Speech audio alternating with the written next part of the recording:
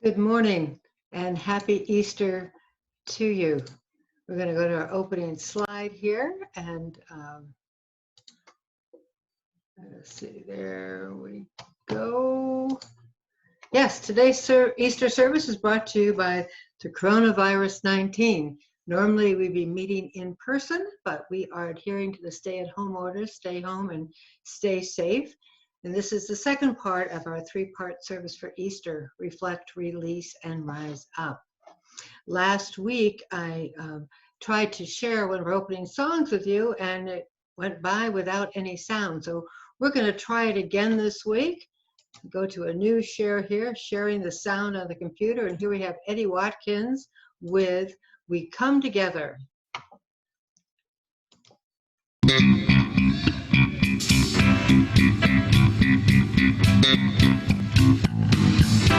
Feel free to sing at home and clap along.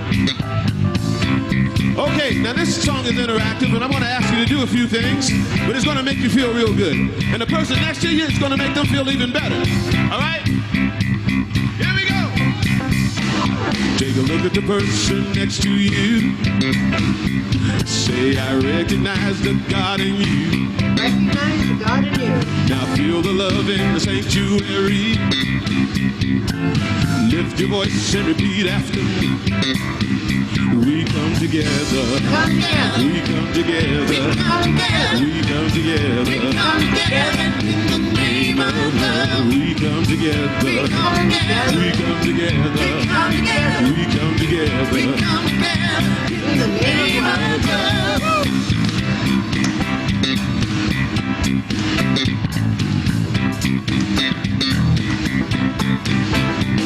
Take a look at the person next to you. Say, God loves you and I love you too. God loves you and I love you too. Now feel the love in the sanctuary.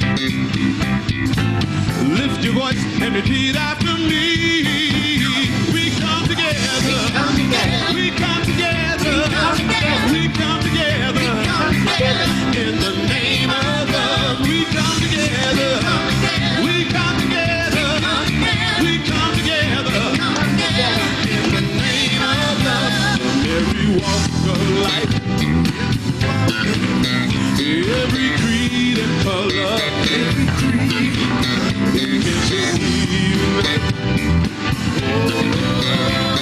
In honor of the God in each other. Oh, take a look at the person next to you. Say, namaste, I bow to you. Namaste, I bow to you. Now feel the love in the sanctuary. Lift your voice and repeat after me. We come together. We come together. We come together. In the name of love. We come together. We come together. We come together in the name of love. Oh, we come together. We come together.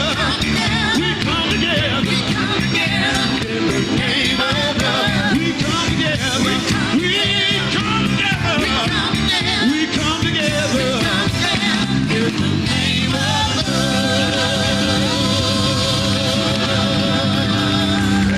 Yeah, we come together in the name of love. It doesn't have to necessarily be in person, but here we are coming together virtually for our Easter service. Okay, I have a little story for you. A priest, a rabbit, and a minister walked into a bar. The rabbit says, I might be a typo, Rabbi. Okay, little corny joke for the morning, but I think we all need a few good laughs in these most unusual and sometimes trying times, if you will. I think we should have a laugh maybe every morning. But we have a special surprise for you today that the ministers, Unity churches all over the United States got together and did kind of a collage message to kick off our Sunday talk. So I'm going to try to share that with you now. Let's see, we'll go back to our slideshow and Oh, forgot first about our traditional flower cross service that normally we're holding. Chris Jansen and I made a great effort to visit as many of your houses as we could to deliver a flower and a message card, since we wouldn't be getting together to get a flower and message card in person. If we weren't able to get to your home, if you'd contact the church office, we'll mail you a special card. We can't mail you a flower, it wouldn't do too well in the mail. But we'd be happy to send you one of those cards so that you at least have that portion of our normal Easter experience. Now we're going to continue with this video that I said we made. I'll get it to the beginning here. And I hope you enjoyed as much as we enjoyed making it.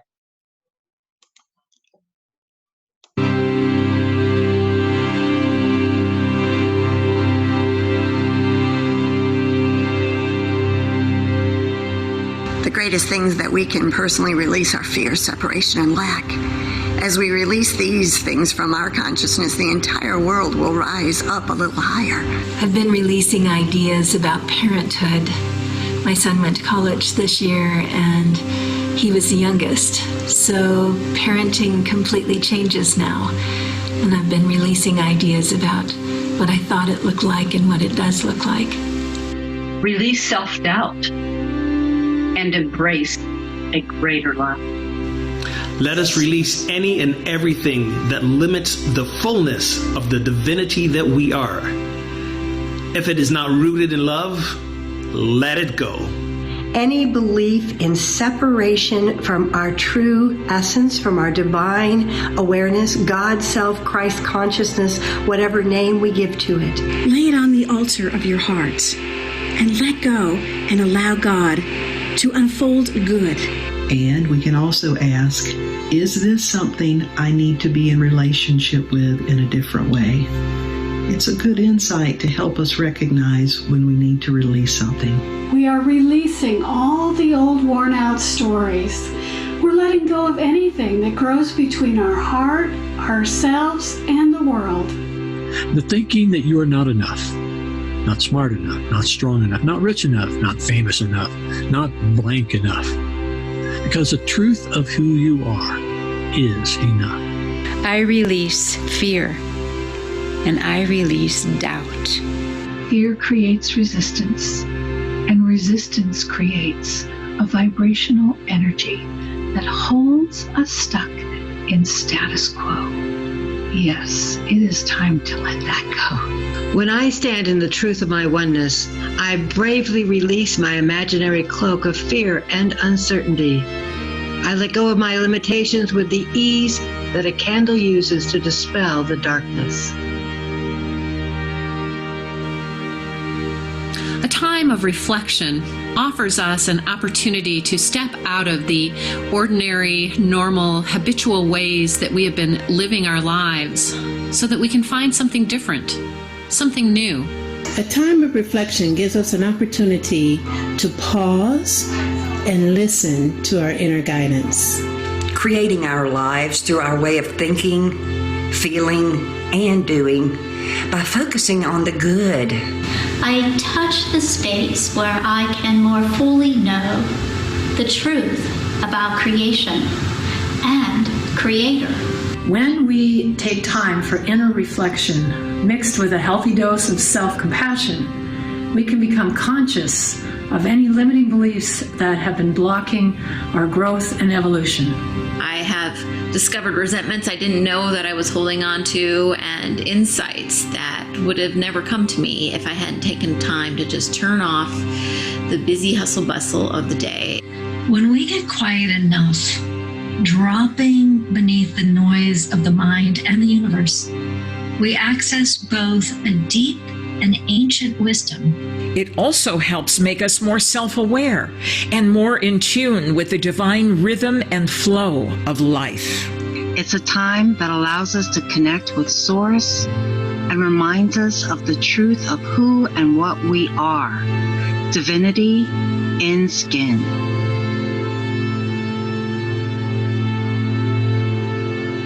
We are rising up into a new reality, a new way to connect with each other, heart to heart. Purity.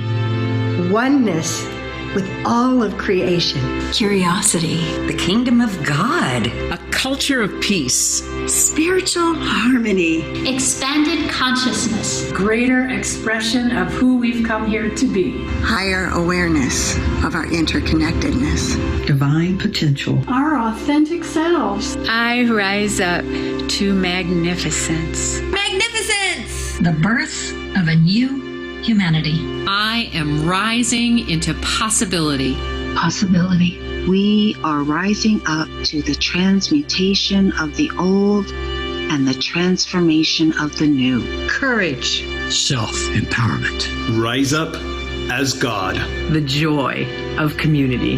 The joy of unity.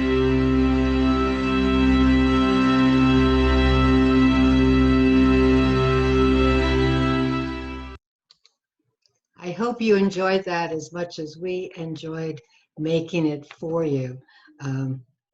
It's wonderful to see ministers from Florida to Alaska all together doing something for Easter, especially in this time of physical distancing that we're going through. So, reflection, release, and rise up, an Easter message. And as we start with reflection, what can we learn from reflection? Easter marks the end of 40 days of Lent, and the word Lent is Latin for 40th. Now we know 40 metaphysically means as long as it takes. It's not about a specific amount of time. And it struck me that we really are on a Lenten journey right now because we don't know how long this sequestering is going to last, but it's going to last as long as it lasts. It's about the process, not about the amount of time that we're going to allot to it, because this is totally beyond any choice that we have. And as we come to Easter morning, the time that's about resurrection of new life. And we have to realize that there is never new life without a crucifixion, without an end to something that was before, a crossing out, if you will, of the old to make way for the new. And the Thich Nhat Hanh says that no mud, no lotus. It's a wonderful little allegory about the flower when it wilts and it goes down and becomes compost so that a new flower can be grown. In that new flower, the lotus sits on top of the mud, but in order for it to thrive, its roots go very deep into the mud below it. And so too is it with us, that we only thrive when we go very deep into our inner soul, that inner space, to discover what is our inner strength, what is the strength of the compassion within us to live life, to connect with one another. This time of quarantine, to me, many times feels like a wilderness. There is no path, there's no real direction of where to go. But during this kind of wandering, this wilderness period, a couple things have really stood out. That all the have-tos that I've had in my life are now can't-tos. That whole schedule of things that I was supposed to do, going to do in the near future, have totally been wiped out. But in wiping those out, in crucifying those things, if you will, there's been a resurrection of some new stuff, because that list of wish I had the time to do's all of a sudden has become I have the opportunities to do. So I've been given this gift by letting go of all the structure that I had before. I really reflect upon how do I want to spend my time when all the necessary things are gone, when I have been given this great gift of freedom by crossing out the old. Well, after reflecting on that, we're going to come up to that part that says about release. What is it that is ours to release? Easter, spring, this whole new birth of life into our world is really about releasing, kind of breaking up the old. Easter morning, as the story goes in the Gospels, when the women went out to the tomb, they had one big job to do before they could get to their true job of preparing Jesus' body for burial according to Jewish traditions. And that was to move this gigantic rock away from the cave where his body had been entombed for the 3 days. And when they got there, the stone was gone. Right now, for us, the stone, that big blockage to many of those things we might want to prepare for in life, has been removed by the circumstances our world is in, by this pandemic. It's that breaking away, that opening to that crack that lets in more light. And really, spring is all about that. If you look out in the yards, and the yards look magnificent because we all have this time to work on our yards now. You see the ground breaking to let the little shoots of hyacinths and crocuses and tulips. Or Easter, we think about eggs breaking and the new chicks, that new little life coming forward. Or in the song that Winnelee sang for us in the first part of this service about the butterfly, and that caterpillar has to let go of what it is, those multiple feet, the furry little body, go into this cocoon, this chrysalis, and then it breaks out of that and becomes this magnificent butterfly ready to fly away. So too with us, when we are ready to release, then we are able to rise up. In the release, sometimes it's about that releasing of the thing that is actually bothering us, like the little pebble in our shoe that is a real irritant, but we don't have the time to stop and take it out. Now is the time, to the reflection, to the realization that we need to release something. We can give ourselves permission to release the blame, the fear, the anxiety, whatever it is that might be holding us back, so there is nothing to weigh us down from rising up. I want to tell you a little story to illustrate this. It's a story called, it's about the acorn. It's acornology. It was a story that was brought up in the 50s. It's been carried many times in different versions, but here's a story as I'm going to tell it to you this morning. Excuse me. Once upon a time, in a not so far away land, there was a kingdom of acorns, a myriad of acorns nestled at the foot of a grand old oak tree. Since the citizens of this kingdom were modern and fully westernized acorns, they went about their business with purposeful energy. And since they were midlife baby boomer acorns, they engaged in a lot of self-help courses. There were seminars called Getting All You Can Out of Your Shell. And there were woundedness and recovery groups for acorns who had been bruised in the original fall from the tree. There were retreats and spas for oiling and polishing those shells, and various acornpathic therapies to enhance longevity and well-being. One day, in the midst of this kingdom, there suddenly appeared a naughty little stranger who apparently dropped out of the blue by some bird passing by. He was odd, capless, and dirty, and he created an immediate negative impression on his fellow acorns. Crouched beneath the old oak tree, he stammered out a strange and wild tale, pointing upwards to the tree, and he spoke so that all the world who listened to him heard him say, "We are that. We are that." Ah, delusional thinking, obviously, concluded the other acorns. But one or two of them continued to engage him in conversation. "Well," he said, pointing to himself. "Yes." And they said to him, "So tell me, how would we become that tree? We, this little acorn, become that huge, powerful tree?" And he said, "Well," as he pointed downward, "it has something to do with going into the ground and cracking open the shell." "Oh, insane," they responded, "totally morbid.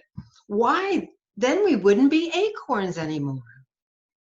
And that, in a nutshell, is the story of Easter. Stopping playing small, breaking our shell, so that we might grow into our full potential, so that we might rise up into that grand oak tree. I think Easter reminds us that endings are not final. Endings are simply the beginning of something new. It's cycles that go on constantly in our life. We are part of an endless cycle of things ending as new things begin, just as in nature, as above, so below. And I got thinking that the real pandemic in our world is a pandemic in a sense of life that is very catching, can be very contagious. It is a pandemic of cycles, of endings and beginnings constantly. So what we need to do to live fully is to reflect on this present moment. The past is gone, the future is not yet created. So become present, living in this holy now, this holy instant. And that idea of releasing, that's the ability to grow and to change, release what was, so we can step into what can be, what we decide to co-create. And finally, to rise up into the fullness of ourself, acclimating to life, to love and compassion, acclimating to the very vibration of God itself, that divinity within each of us. Just want to go back to our screen here for a minute.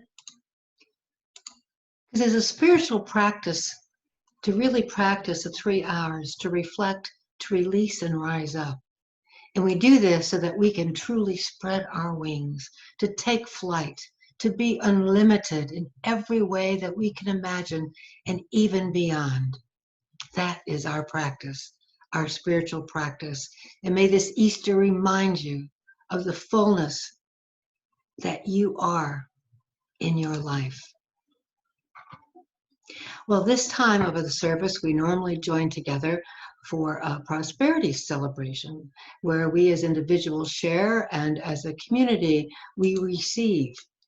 Now, since we can't gather formally, we can only gather virtually, but there's no reason why we still can't practice that prayerful and conscious attitude of giving and receiving.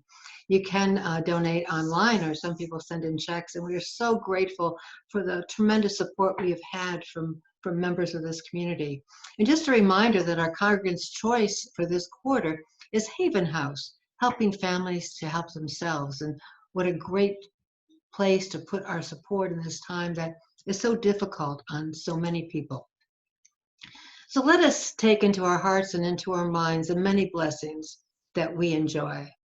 The beauty of these wonderful spring days, the food on our table, the shelter over our head, the friends we have even though we can't physically see them.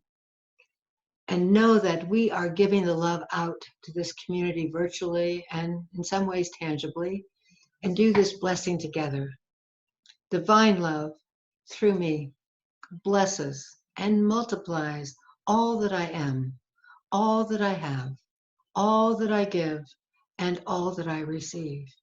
I praise, give thanks, and am glad. And as we give as individuals, we receive as a community. Well, that's not all, folks.